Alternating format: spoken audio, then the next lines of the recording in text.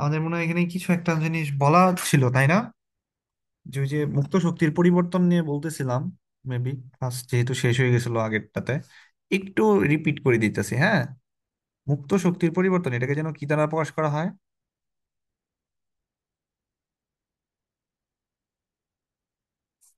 Delta জি দ্বারা প্রকাশ করা হয় মুক্ত শক্তির পরিবর্তনকে। গিবস এনার্জি বলা আসলে সেটাকে। এটা তোদের হাজারি স্যারের বইয়ে দেখবি সুন্দর মতো কিছু রিডিং টিডিং লেখা আছে। আমি এখানে মূল কনসেপ্টটা পড়াই দিই, তাহলেই হবে। এটার সাথে আমাদের কিন্তু ই সেলের সম্পর্কটা কিন্তু ওই উল্টা ছিল। কিরকম উল্টা ছিল? যেমন আমরা যদি ই সেলের মান ই সেলের মান যদি পজিটিভ পাইতাম, তাহলে আমাদের ডেল্টা জি এর মান কি ছিল? মুক্ত শক্তির পরিবর্তন কি ছিল? নেগেটিভ ছিল। মানে বিপরীত ছিল সবসময়, তাই না? আবার আমরা যদি ই সেলের মানটা যদি নেগেটিভ পাইতাম, তাহলে আমাদের ডেল জির মানটা কি ছিল? উল্টা লিখে ফেলাইছি, জি ডেল্টা। তাহলে আমাদের ডেল জির মানটা হয়তো পজিটিভ। আমরা সবসময় ই সেলের মানটা দিয়ে মন্তব্যগুলো করবো। যেমন ই সেলের মান যদি পজিটিভ হয়, তাহলে এটা কি স্বতঃস্ফূর্ত বিক্রিয়া না? তাহলে স্বতঃস্ফূর্ত বিক্রিয়া হবে, হ্যাঁ। তাহলে ডেল জির মান তখন কি হইতে হইতে হবে? নেগেটিভ হইতে হবে। আবার ই সেলের মান যদি নেগেটিভ হয়, তখন এটা অস্বতঃস্ফূর্ত বিক্রিয়া। তখন আবার ডেল জির মানটা পজিটিভ হলে হবে অস্বতঃস্ফূর্ত বিক্রিয়া। আবার ই সেলের মান যদি জিরো হয়, তাহলে ডেল জিও কি হবে? জিরো হবে। তার মানে কি? আচ্ছা, ই সেলের মান জিরো হলে এটা কোন ধরনের কোষকে প্রকাশ করা হয়?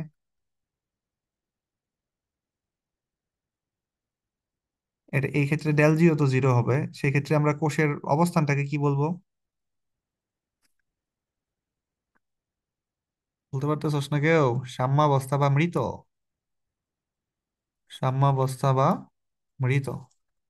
আচ্ছা, এবার এই ডেলজি রিলেটেড, যেহেতু আমরা কোষ কোষ বিভবের মান পড়লাম, এটার সাথে ডেলজির একটা সম্পর্ক আছে।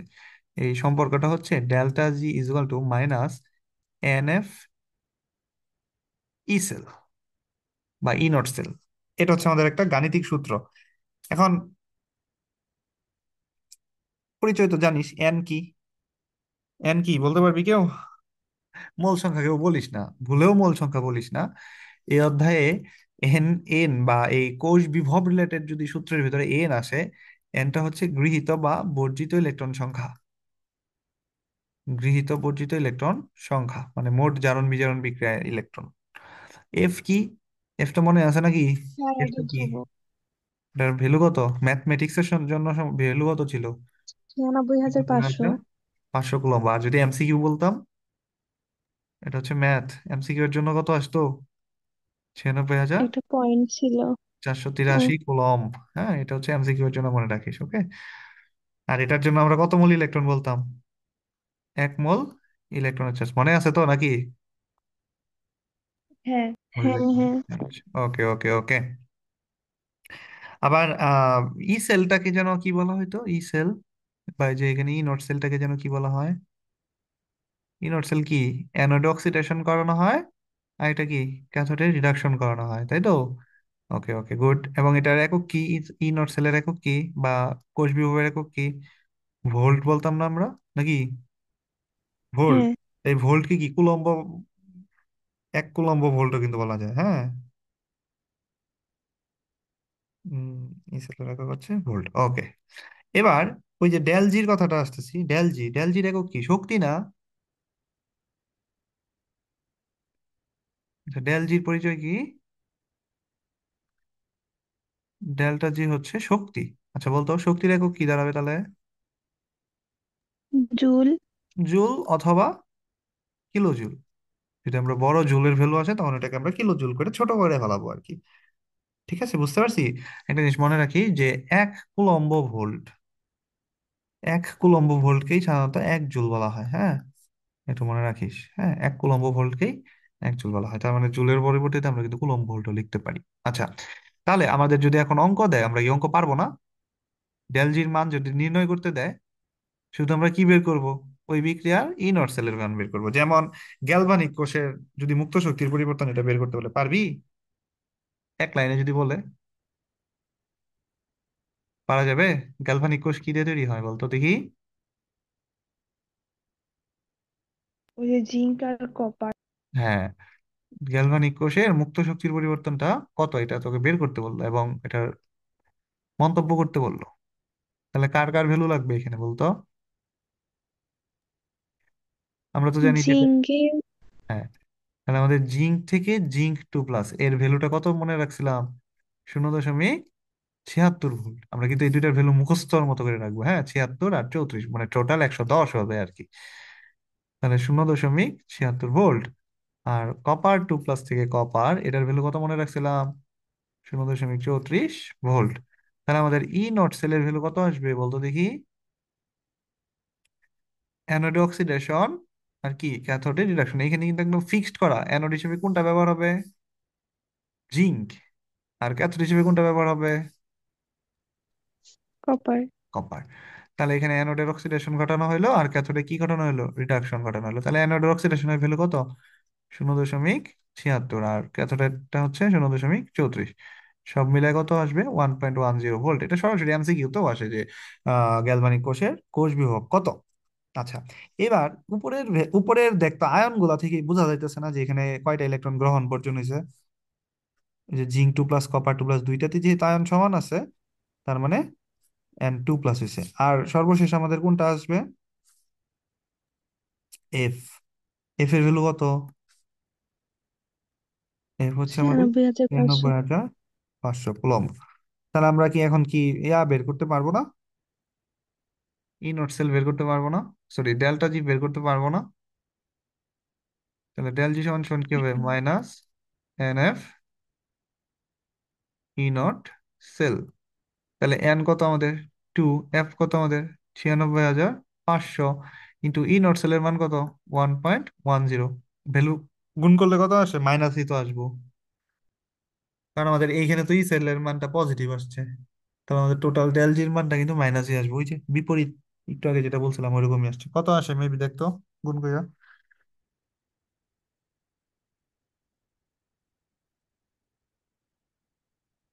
হুম। ওই যে মাইনাস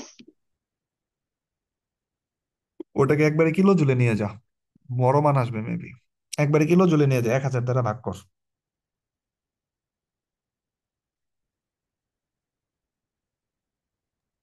-212.3। ওকে, -212.3 কি হবে? কিলো জুল হবে, তাই তো? আচ্ছা, এবার তোকে যদি বলা হয় যে ডেল জির মান থেকে তোকে মন্তব্য করতে বললো এখানে কোষ বিক্রিয়াটা স্বতঃস্ফূর্ত কিনা, তাহলে এটা কি হবে? কোষ বিক্রিয়া কি স্বতঃস্ফূর্ত হবে? না, স্বতঃস্ফূর্ত হবে না। স্বতঃস্ফূর্ত হবে না, কারণ স্বতঃস্ফূর্ত হবে না কারণ কারণ মানটা ঋণাত্মক আসছে। আমাদের কি ই নট সেলের মান দিয়ে আমরা মন্তব্য করবো না? ও আচ্ছা আচ্ছা, হ্যাঁ স্বতঃস্ফূর্ত হবে। কারণ ডেল জির সাথে ই নট কি? বিপরীত। ব্যথা। হ্যাঁ, ঠিক আছে। তাহলে ডেল জি যেটাই আসুক আমরা সেটাকে ই নট সেলের বিবেচনায় নিয়ে আসবো বিপরীত। তাহলে ডেল জি নেগেটিভ আসছে, তার মানে ই নট সেল কি ছিল? আর ই নট সেল তো ডান পাশে করে দেওয়া আছে, ওখানে পজিটিভ ছিল, তার মানে কোষটা কি? স্বতঃস্ফূর্ত। ওকে, বুঝা গেছে। শেষ। এখন আমরা আমাদের একদম যেটা আমাদের আকাঙ্ক্ষিত টপিকস, সেটা হচ্ছে আমাদের নার্নস্ট ইকুয়েশন। তাহলে আমরা নার্নস্ট ইকুয়েশনে চলে যাই। আচ্ছা, এখন আসলে নার্নস্ট ইকুয়েশন, কিন্তু নার্নস্ট ইকুয়েশন তো হচ্ছে ওই কোষ বিভবেরই একটা কনসেপ্ট, হ্যাঁ। কোষ বিভবেরই একটা কনসেপ্ট, যেমন আমরা প্রমাণ কোষ বিভব পড়ছিলাম না? প্রমাণ দ্রবণ পড়ছিলাম না? প্রমাণ দ্রবণের সময় আমাদের কি কি ছিল বলতো দেখি? প্রমাণ দ্রবণ বা ওই যে আমরা প্রমাণ তড়িৎদ্বার বিভব বা ওই ই নট সেল যখন পড়ছিলাম, তখন আমাদের ঘনমাত্রার উল্লেখ ছিল 1 মোলার। ঘনমাত্রা উল্লেখ ছিল 1 মোলার। তা আমাদের চাপ উল্লেখ ছিল কত? চাপ উল্লেখ ছিল 1 atm। আর আমাদের তাপমাত্রা কত উল্লেখ থাকবে এক্ষেত্রে? প্রমাণ দ্রবণ তাপমাত্রা কত থাকবে? 25 ডিগ্রি সেলসিয়াস থাকবে, ঠিক আছে। এই এই কনসেপ্ট গুলো যদি থাকে, তখন আমরা সাধারণত এখানে ঘনমাত্রাকে বেশি প্রেফারেন্স দেওয়া হয়। তাহলে আমরা ঘনমাত্রাটাকে বেশি প্রেফারেন্স দিব, হ্যাঁ। আচ্ছা, তাহলে অপ্রমাণ দ্রবণে কি হবে? প্রমাণ দ্রবণে যদি এরকম হয়, অপ্রমাণ দ্রবণে কি হবে বলতো দেখি? কোনটার চেঞ্জটা আসবে বেশিরভাগ সময়? ঘনমাত্রার পরিবর্তনটা আসবে, ঠিক আছে। এই যে এই ঘনমাত্রার পরিবর্তনটা আসবে, তার মানে ঘনমাত্রা কি থাকবে না?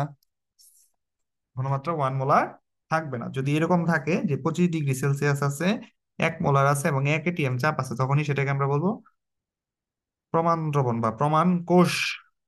আর যদি এগুলো মেনটেন না হয় তখন সেটাকে বলবো আমরা অপ্রমাণ কোষ। অপ্রমাণ কোষকে আমরা বলবো, এই ক্ষেত্রে আমাদের নার্স সমীকরণ লাগবে। ঠিক আছে। আচ্ছা, এবার আমরা কি করব এই ক্ষেত্রে? এই ক্ষেত্রে আমাদের কনসেপ্ট হচ্ছে নার্নস্ট ইকুয়েশন। কি ইকুয়েশন? নার্নস্ট সমীকরণ। আচ্ছা, এখন নার্নস্ট সমীকরণটা কি আসলে? নার্নস্ট সমীকরণটা হচ্ছে তিনটা শ্রেণীতে বিভক্ত। তিনটা ভাগ আছে। একটা ভাগ হচ্ছে সবচেয়ে গুরুত্বপূর্ণ, যেটা সেটা হচ্ছে দুইটা আয়ন থাকবে, যেটা দিয়ে আমরা বেশিরভাগ ম্যাথই করব। কয়টা আয়ন? দুইটা আয়ন। হুম। আরেকটা যদি থাকে, একটা আয়ন।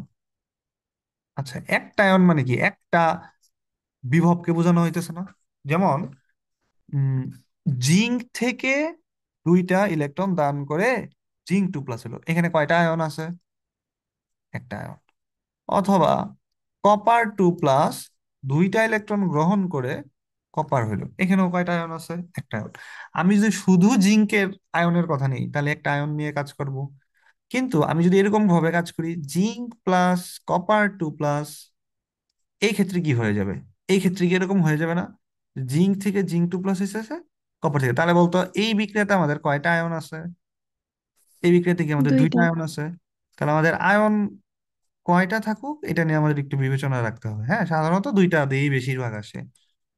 আর কিছু কিছু ইঞ্জিনিয়ারিং কনসেপ্টের মেথডে দেখবি গ্যাসের চাপ দেওয়া আছে। ঠিক আছে, গ্যাসের কি দেওয়া আছে? চাপ। ওই যে আমরা প্রমাণ দ্রবণ অপ্রমাণ দ্রবণের কথাটা বলে আসছি। হ্যাঁ, ধর যদি চাপ দেওয়া থাকে তাহলে সেক্ষেত্রে চাপটাও তোকে ইউজ করতে হবে। ঠিক আছে, বুঝতে পারছি। এখন ইউজটা কিভাবে করবো বা সূত্রটাই কি আমাদের? আচ্ছা আচ্ছা, আরেকটা জিনিস বলে রাখি, ঘনমাত্রা। ধর আমরা আসলে এইখানে নান সমীকরণের মূল ইয়াটাই কিন্তু মূলত ঘনমাত্রার পার্থক্য নিয়ে কাজ করা, কিন্তু আবারও বলতেছি, নান সমীকরণের মূল ইয়াটাই হচ্ছে, আমাদের টার্গেটটা হচ্ছে ঘনমাত্রার যদি আমাদের পার্থক্য থাকে। যদি ঘনমাত্রার পার্থক্য, এখন ঘনমাত্রার পার্থক্য কয়টা আয়নে থাকবে? যেহেতু এক নাম্বারটাকে আমরা স্টার মার্ক দিছি, দুইটা আয়নের ঘনমাত্রার পার্থক্য থাকবে। এখন দুইটা আয়ন মানে কি? দুইটা দ্রবণ না? এখানে জিঙ্ক এবং জিঙ্ক 2+ কি একটা দ্রবণ? কপার 2+ থেকে যে কপার, এটা একটা দ্রবণ। মানে দুইটা অর্ধকোষ। যদি উভয় কোষের ঘনমাত্রা সমান থাকে তাহলে নাল সমীকরণের প্রয়োজন নাই। বুঝতে পারতেছস? কেন প্রয়োজন না আমরা একটু বুঝাই। আগে এই লাইনটা আগে লিখি, যে উভয় আয়নের ঘনমাত্রা সমান হলে নার্নস্ট সমীকরণের প্রয়োজন নেই। ঠিক আছে।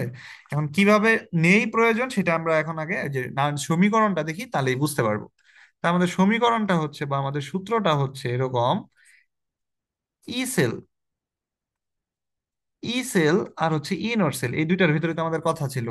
এই যে প্রমাণ দ্রবণকে আমরা কি বলতাম? ই নট সেল। বা প্রমাণ কোষ বিভবকে আমরা বলতাম ই নট সেল। আর অপ্রমাণ অবস্থাকে আমরা কি বলবো? E cell. এটাই কিন্তু আমাদের পার্থক্য। তাহলে ই সেল আর ই নট সেল তো কখনোই সমান হবে না। তাহলে কি করতে হবে? কিছু একটা পরিমাণে বাদ দিতে হবে। এখন ওই কিছু একটা পরিমাণটা কি? কিছু একটা পরিমাণটা হচ্ছে RT/NF ln Q. Ln Q. Q মানে কি বোঝানো হয়? যেহেতু এটা একটা বিক্রিয়ার অংশ, কিউ দ্বারা হচ্ছে কোশেন্ট বা অনুপাত বোঝানো হয়। মনে আছে তোদের চতুর্থ অধ্যায়ের পড়া, এটা ফার্স্ট পেপারের চতুর্থ অধ্যায়, QC QP মনে আছে? কোশেন্ট। কো ওই অধ্যায় তো পাই না। পাস না? কেউই পাস না? শেফা পায়। আচ্ছা, এই আমি কখন কোশেন্ট বললাম পাই? বা বিক্রিয়ার অনুপাত। কোশেন্ট বা বিক্রিয়ার অনুপাত। এখন এই কোশেন্ট বা বিক্রিয়ার অনুপাত ওই যে কেপি বা কেসির মতোই কিন্তু। কিরকম? যেমন আমরা কেসি আর কিউসি একই জিনিস। হ্যাঁ, এটা দ্বারা কি বোঝানো হয়? সবসময় আমরা কি করতাম? উৎপাদ বাই বিক্রিয়ক নিয়ে কাজ করতাম না? তুই হ্যাঁ। কেপি বলস বা কেসি বলস বা কিউপি বলস কিউসি বলস, তুই যেটা নিয়েই কাজ করস না কেন, সবসময় আমাদের কি নিয়ে কাজ করতে হবে? উৎপাদ বাই বিক্রিয়ক নিয়ে কাজ করতে হবে। তাহলে আমরা যদি কিউ বলি তাহলে এইখানেও আমাদের কি হবে বলতো? উৎপাদ বাই কি হবে, বিক্রিয়ক হবে। এখন আমরা সাধারণত এই এটা আসলে নার্নস্ট ইকুয়েশনটা আসলে আমরা কেন ইউজ করতেছিলাম, ওই যে ঘনমাত্রার পার্থক্য থাকলে কিন্তু আমরা ইউজটা করবো। তাহলে এখান থেকে আমরা এক বাক্যে বলে দিতে পারি না যে উৎপাদের ঘনমাত্রা ডিভাইডেড বাই কি, বিক্রিয়কের ঘনমাত্রা। এখন ঘনমাত্রা কার হয়, সলিড পদার্থের হয় নাকি আয়নের হয়, বলতো দেখি কার হবে। আয়নের হবে। আয়নের হবে, তার মানে জাস্ট আমরা এখানে আয়নটা বুঝাইলাম, প্লাস আয়ন দেয়া, এই যে প্লাস বুঝাইলাম। কেন প্লাস বুঝাইলাম, কারণ সবসময় আমাদের ক্যাটায়ন নিয়েই কাজ করতে হবে, ইলেকট্রন গ্রহণ করতে হবে। আচ্ছা, এখানে মনে হয় একটু ইজি বিজি হয়ে গেল, হ্যাঁ। আমরা কি বুঝাইতে পারছি এক লাইনে? আমরা যদি এটাকে এক লাইনে লিখি তাহলে কি লিখতে পারবো, উৎপাদ আয়নের ঘনমাত্রা ডিভাইডেড বাই কি, বিক্রিয়ক আয়নের ঘনমাত্রা। এখানে লিখবো উৎপাদ আয়ন এর ঘনমাত্রা ডিভাইডেড বাই কি আয়ন, বিক্রিয়ক আয়নের ঘনমাত্রা। ঠিক আছে, বুঝতে পারছি। এখন এই জিনিসটাকে লন থেকে লগে কনভার্ট করা যায়। লন থেকে যদি আমরা লগে কনভার্ট করি তাহলে আমাদের কি করতে হয় মনে আছে, বলতো দেখি। লন থেকে যদি লগে কনভার্ট করতে হয় তাহলে কি করতে হয়, যে কোনো কিছুকে লন থেকে যদি তুই লগে নিয়ে যাস তাহলে ওই লনের ভ্যালুর সাথে 2.303 গুণ করতে হয়। তাহলে লন থেকে লগে নিয়ে গেলে কি করতে হবে, 2.303 গুণ করে দিতে হবে। আচ্ছা, ভালো কথা, গুণ করে দিব আমরা। তাহলে E naught cell minus R T by N F. এবার আমরা লনের জায়গায় কি লিখবো, লগ। আচ্ছা বলতো, তাহলে লন থেকে যদি লগ নিতে হয় তাহলে কি দ্বারা গুণ করতে হয়, 2.303 দ্বারা গুণ করতে হয়। গুণ করার পরে যে আগের মতোই হবে, কি হবে, লগ। লগ আমরা আপাতত কিউ লিখে রেখে দিই, হ্যাঁ, লগ কিউ। কিউ তো বুঝছি নাকি, যে উৎপাদ, যে বিক্রিয়া নিয়ে আমরা কাজ করব সেই বিক্রিয়ার উৎপাদায়নের ঘনমাত্রা ডিভাইডেড বাই বিক্রিয়কায়নের ঘনমাত্রা। ঠিক আছে, বুঝতে পারছি। তাহলে প্রথমত আমরা সমীকরণ বানাইতে পারবো কিনা এটা আগে বল। যেমন ঢাকা বোর্ড 19 সালে একটা কোশ্চেন আসছে এরকম, আমরা এই কোশ্চেনটা একটু দিয়ে দিই এখন এখানে। সাপোজ, উম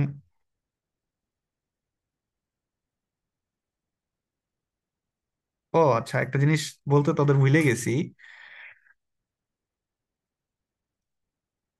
আচ্ছা, এইখানে ওই মোল সংখ্যা পাওয়ার হবে, এটা একটু এখানে এখানে লেখা রাখ একটু, হ্যাঁ। এখানে একটু লেখা রাখ যে মোল সংখ্যা পাওয়ার হিসেবে যাবে।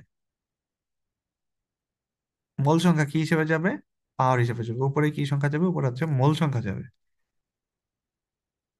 ঠিক আছে, কিরকম, যে যেমন আমরা একটা বিক্রিয়া, আমরা ঢাকা বোর্ডের কোশ্চেনে পরে আসি, আমরা একটা বিক্রিয়া লিখি এরকম।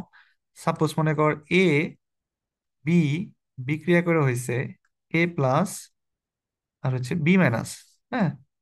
এইখানে আমরা দিলাম হচ্ছে, এটা হচ্ছে তোর এক্স পরিমাণ, এটাও এক্স পরিমাণ, এটা ওয়াই পরিমাণ, এটা ওয়াই পরিমাণ। এই বিক্রিয়ার যদি আমরা নান্সড ইকুয়েশন বানাই তাহলে আমরা কি লিখতাম বলতো দেখি, E cell equal to E naught cell, এটাকে বলা হয় প্রমাণ অবস্থা থেকে আমরা কিছু একটা পরিমাণে বাদ দিতাম। কিছু একটা পরিমাণে কি বাদ দিতাম, আর টি বাই এন এফ। আমরা যদি লন দিয়ে করি লন দিয়ে করবো, আর যদি লগ নেই তাহলে আমাদের অবশ্যই 2.303 দিতে হবে। লগ দেওয়ার পর উৎপাদায়ন, আচ্ছা বলতো এখানে উৎপাদ, আমরা দুইটাই ভুল করে ফেলাইছি। আমরা এখানে বি প্লাস থেকে বি দিব, বি প্লাস থেকে বি। তাহলে বলতো আমাদের এখানে উৎপাদ কোনটা, এই যে ডান পাশেরটাকে কি বলতেছি আমরা, উৎপাদ বলতেছি না। আমাদের উৎপাদ কিন্তু ডান পাশেটা, তাহলে এখানে উৎপাদায়ন কোনটা হবে, বি। উৎপাদায়ন বি না এ, প্লাস এ প্লাস হবে, সরি। এ প্লাস। এ প্লাসের কি নিব আমরা, এই যে এরকম থার্ড ব্র্যাকেট দিয়ে ঘনমাত্রা বোঝাবো। আর মোল সংখ্যা কত আছে, এক্স এক্স। দিয়ে দিলাম। এবং ডিভাইডেড বাই বিক্রিয়াকারণ, বিক্রিয়াকারণ হিসেবে আমাদের কি আছে, বি প্লাস। আমাদের তো এখানে কোনো গ্যাস নাই, গ্যাস থাকলে কিন্তু গ্যাস গুণ করে দিতে হইতো, তাহলে ওয়াই হয়ে যাবে না, বুঝতে পারছস। হ্যাঁ। আচ্ছা, একটু আমরা এখানে পণ্ডিতি করি। পণ্ডিতিটা কিরকম, আমরা যদি সূত্রের মাঝখানে প্লাস দেই, কিরকম প্লাস, যেমন আমরা ই সেল সমান সমান ই নট সেল ঠিকই লিখছি, লেখার পরে আমরা এটাকে উস্তাদি করে দিলাম প্লাস। দেখ বাকি সবকিছুই ঠিক থাকবে, 2.303 ইন্টু অবস্থা ডিভাইডেড বাই এন এফ, হ্যাঁ। লগ, শুধুমাত্র অনুপাতটা চেঞ্জ করে দিবি। একটা জিনিস মনে রাখবি, এটা হচ্ছে তোর কিন্তু মেইন সূত্র, মেইন ফর্মুলা কিন্তু আমরা এটা শেখানো হচ্ছে। তোরা যখন কোশ্চেন সলভ করতে যাবি দেখবি হাজারির বই বা অন্য বইতে তুই সূত্র উল্টা পাল্টা করে দেওয়া আছে, সূত্রের মাঝখানে কোনো প্লাস দিয়ে রাখছে, সূত্রের মাঝখানে কোনো মাইনাস দিয়ে রাখছে। আসলে মেইন সূত্রটা হচ্ছে এটা, আমরা জাস্ট বুঝাই দিতেছি। এই যে দেখ, আমরা মাইনাসের জায়গায় যদি প্লাস দিই তাহলে জাস্ট আমরা অনুপাতটা চেঞ্জ করে দিব। তাহলে অনুপাতটা যদি আমরা চেঞ্জ করে দিই তাহলে উপরে যাবে বি প্লাস, আর নিচে যাবে কি আমাদের এ প্লাস। ঠিক আছে, বুঝতে পারছি? বুঝলাম। হ্যাঁ, বুঝছি। আচ্ছা, এবার আমরা ওই যে ঢাকা বোর্ডের কোশ্চেনটাতে যাই। ধরো এখান থেকে সমীকরণ, এখন ম্যাথ ইজি, হ্যাঁ ম্যাথ ইজি, ম্যাথ নিয়ে তো প্যারা নাই। হ্যাঁ। উম, ঢাকা বোর্ড 19 সালে কোশ্চেন আসছে এটা। সেটা হচ্ছে এরকম: এ এন প্লাস,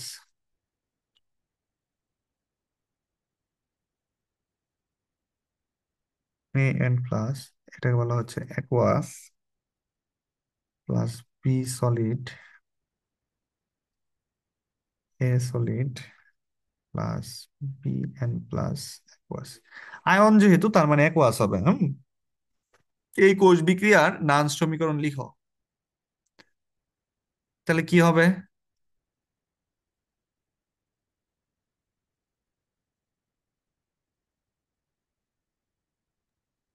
কি হবে সমীকরণটা বলতো দেখি। ই সেল আগেরটার ইকুয়াল টু মতনই তো শুধু। ই নট সেল মাইনাস, কি লেখা যাবে, আর টি।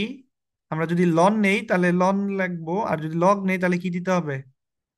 2.303 divided by N F log উৎপাদায়ন। উৎপাদায়ন আমাদের কি আছে?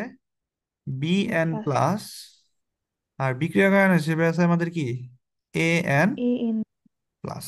বুঝতে পারলাম? হ্যাঁ। আচ্ছা, এবার একটা জিনিস একটা জিনিস বলতে একটু পরে বুঝাই একটা জিনিস। সাধারণত এইখানে ঘনমাত্রার পার্থক্য থাকে, হ্যাঁ। তো এইখানে বিভবের এইখানে ই সেল বা ই নট সেল যেটাই বলছ না কেন, এটা কি আমরা ভোল্ট এককে নিয়ে আসতেছি না? ভোল্ট একক মানে কি একক? এসআই এককে নিয়ে আসা হইতেছে না? এখানে যে উপরে আর এর মানটা যে বসাবি, আর এর মানটা কত বসাবি, তাহলে এসআই এককে বসানো হবে না? দেখ, আমরা ফাইনাল রেজাল্ট হিসেবে ই সেলটাকে কি বলতেছি? ভোল্ট। ভোল্ট কিন্তু আমাদের এসআই ফরম্যাটে হয়। তাহলে আর এর মান উপরে যে আমরা মানগুলো বসাবো, আর এর মানটা বসাবো, এটা কি জুল আর পার মোল, আসছে। জুল পার মোল পার কেলভিন। আর টি, টি হচ্ছে তাহলে সবসময় আমাদের কেলভিন এককে হবে। হ্যাঁ। এখানে আপনি যে ই নট সেল এটা মাইনাস দিছেন না, মাইনাস দিলে এটাও উপরে থাকবে না আর বিটা নিচে থাকবে না? না না না, যখন আমি মাইনাস দিতেছি তখন তো আমাদের মেইন সূত্র, মেইন সূত্র হ্যাঁ, উৎপাদায়ন তো বাই বিক্রিয়াকরণ না? দেখতো, উৎপাদ ও বাই আচ্ছা, বিক্রিয়ক না? এখানে আগেরটা বিটাই তো না। উল্টা ছিল। এই শালা কিন্তু ও, ওই মূলটা মনে রাখ, হ্যাঁ। এত মানে আমি পণ্ডিতি করে দেখাইতেছি, যেহেতু পরীক্ষাতে উল্টা পাল্টা করে দেয় জাস্ট এই তো ওই বুঝছি। সূত্রে। বুঝছিস? মানে তুই মূলটা চিন্তা হ্যাঁ। করার পরে যদি তুই প্লাস দেস মাঝখানে, তাহলে তুই অনুপাতটা, ওই যে লগ কিউ অনুপাতটা শুধু চেঞ্জ করে দিবি, আর কোনো কিছু চেঞ্জ করার দরকার নাই। তখন এটা বিক্রিয়ক বাই উৎপাদ হয়ে যাবে আর কি। মাইনাস দিলে উৎপাদ বাই বিক্রিয়ক থাকবে আর কি। আচ্ছা, টি কেলভিন এককে। আবার এখানে এনটা কিন্তু আমরা জানি না। এনটা কি সবসময় কি আননোন না? কারণ এন আমার বিক্রিয়ার উপর ডিপেন্ড করতেছে, বাট এফটা কিন্তু আমাদের ফিক্সড 96,500 কুলম। এই সব কিছু মিলায়া উপরে দেখতো তাহলে একটা অনুপাত আসতেছে না? কার কার অনুপাত আসতেছে? আর টি, টিটা সাধারণত সবসময় 25 ডিগ্রি চিন্তা করা হয়। আচ্ছা, 25 ডিগ্রি যদি চিন্তা করা হয় তাহলে কেলভিনে কত হবে? 273 যোগ 25। তাহলে 298 কেলভিন হবে। তাহলে এই আর টি, আরেকটা হচ্ছে এই যে 2.303, যেটা আমরা লগ এ নিয়ে যাওয়ার পরে ডিভাইডেড বাই হচ্ছে এফ। এই সব মিলায়া যে ভ্যালুটা আসে সেটা হইলো উপরে আসে হচ্ছে, নিচে তো এন আসলো আমাদের, নিচে আমাদের এন এনই থাকবে, উপরে হচ্ছে 0.06 এসে পড়ে। কত আসে? 0.06। অ্যাকচুয়ালি এটা 0.06 না, অ্যাকচুয়াল ভ্যালু হচ্ছে 0.059। আর কত জানি ভুলে গেছি, 0.059। Divided by N. ব্যাপারটা কি বুঝাইতে পারছি? আমরা সহজে মনে রাখার জন্য 0.06/n লিখবো। বুঝাইতে পারছি? এখন তুই চাইলে 0.059ও লিখতে পারোস, অসুবিধা নাই। বুঝলাম। এটা হচ্ছে আমাদের শর্টকাট। তাহলে আমরা এই সমীকরণ গুলাকে কি আমরা এইভাবেও লিখতে পারি না? দেখতো, E cell is equal to E naught cell, কি লিখতে পারি উপরে? বল বল বল বল বল, কি লিখতে পারি আমরা? Zero point 0.06। Zero five nine বা 0.06 ডিভাইডেড বাই কি, এন। তারপরে কি থাকবে আমাদের? লগ। হ্যাঁ, লগ আমাদের কি থাকতেছে এখানে? বি এন প্লাস, একটা কি থাকতেছে আমাদের? এ এন প্লাস। বুঝছিস ব্যাপারগুলা? হ্যাঁ, আমরা আরেকটা কোশ্চেন লিখে আজকের মতো ছাইড়ে দিব, হ্যাঁ? আমি একটু টায়ার্ড। ধর আমি এখানে একটা বিক্রিয়া দিয়ে দিলাম, এইচ প্লাস। অবশ্যই এইচ প্লাস যখন থাকবে তখন আয়নিত অবস্থা থাকবে। সে একটা ইলেকট্রন গ্রহণ করে হয়ে গেল H2, হলো হাফ মোল, হয়ে গেল গ্যাস। এটার জন্য দেখি তো সমীকরণটা বানাতো, নার্স সমীকরণ। লন লগ যেটাই, তার সমস্যা নাই, দে দিলেই হয়েছে, দিয়ে বানা।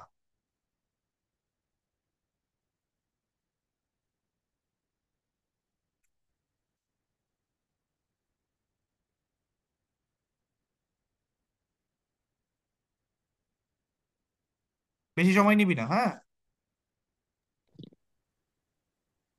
একটার জন্য কিভাবে বানাবো?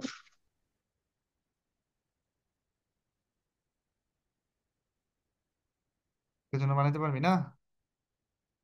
গ্যাস থাকলেও যে গুণ করতে হয় না, হ্যাঁ হ্যাঁ ইয়াটা কি হ্যাঁ, যেন? রাস্তা কি হুম।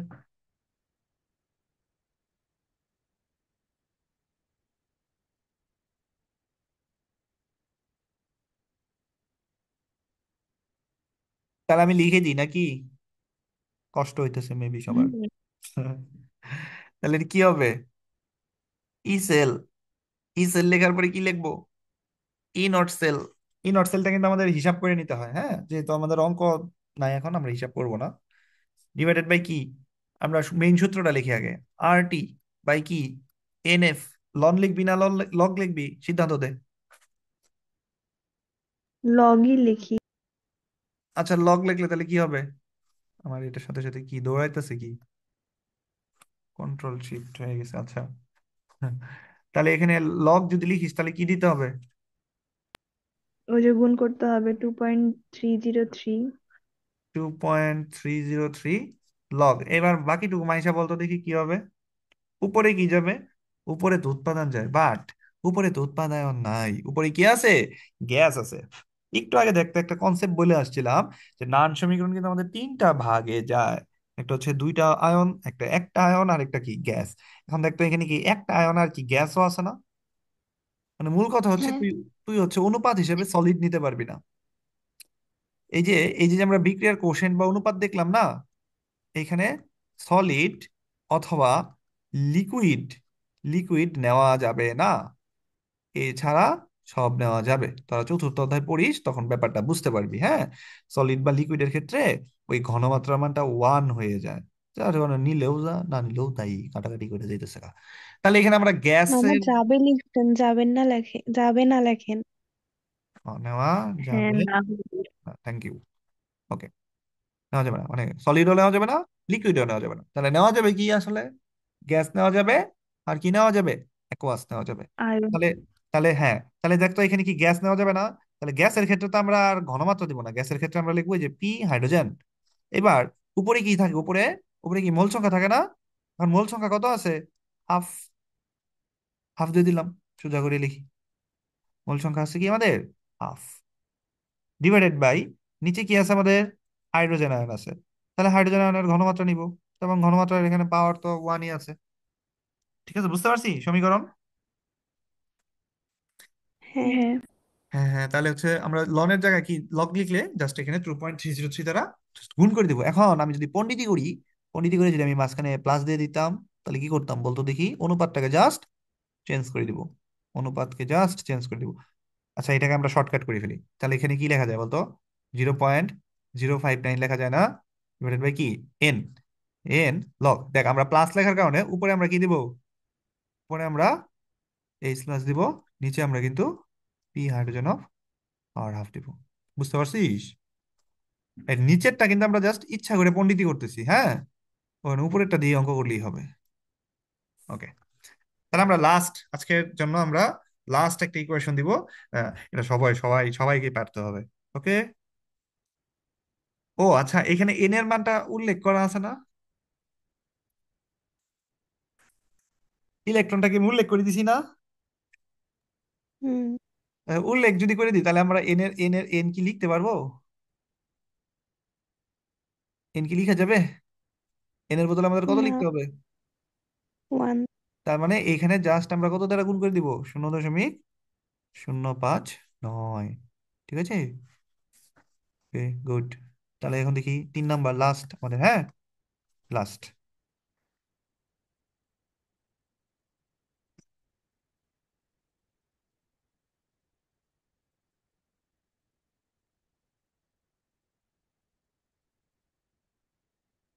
হুম, এইটার জন্য ইয়া কর, সমীকরণটা লেখ, দ্রুত লেখ, দ্রুত। সময় দিলাম আমি, 4 মিনিট সময় আছে। আমি আর রেকর্ড পজ করতেছি না, দ্রুত লেখ, দ্রুত সমীকরণটা বলে দে। নার্নস্ট ইকুয়েশনটা কি হবে এখানের, এই বিক্রিয়ার?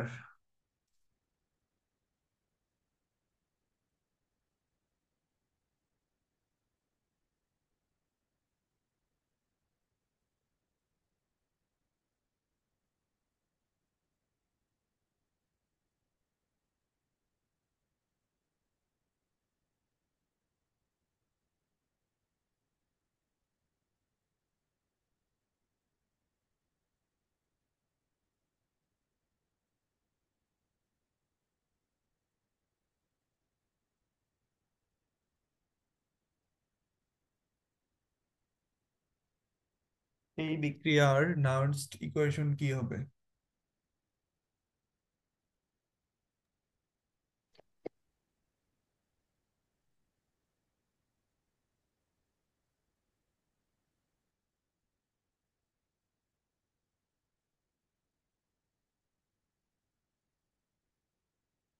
নাকি হবে না এই বিক্রিয়ার নার্নস্ট ইকুয়েশন?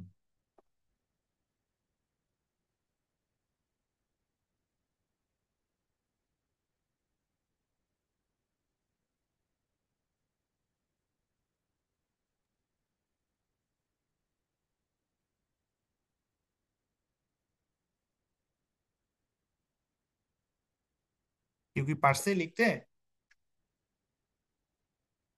লিখতেছি। 2 মিনিট 36 সেকেন্ড আছে।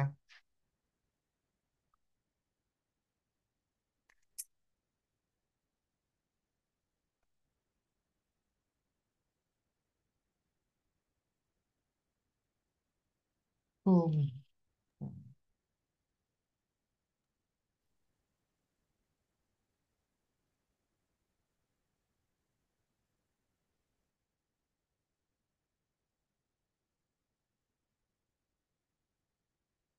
এত সময় লাগার কথা না, বুঝলে ব্যাপারটা? ই নট সেল -0.059 লগ, উপরে হচ্ছে P(H2O) আর নিচে হচ্ছে P(O)(Oxygen) টু দি পাওয়ার হচ্ছে হাফ হবে। আর এন এর মান কত হবে? এন এর মান, ও এটা তো সমতা করতে হবে তাইলে। হ্যাঁ, তাহলে এই যে আমরা 1 নাম্বারটাতে এন লিখলাম না কেন জানিস? কারণ এন এর মান তো এনই।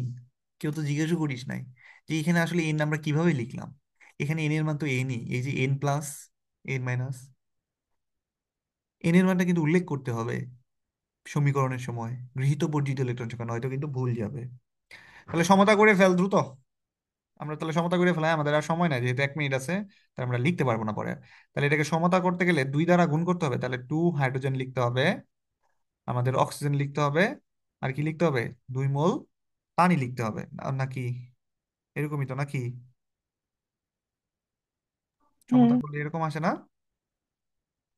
হ্যাঁ, এটাই আসে।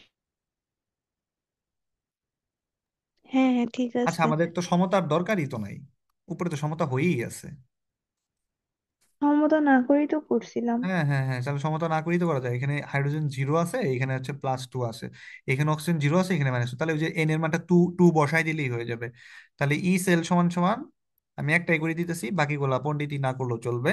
ই নট সেল ডিভাইডেড বাই কি, আর টি বাই এন। এন এর জায়গায় আমরা কত লিখবো, 2 × F।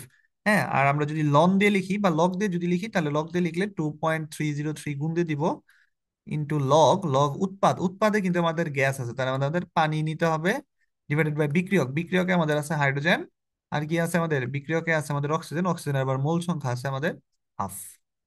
ঠিক আছে, বুঝতে পারছিস? এই হলো আমাদের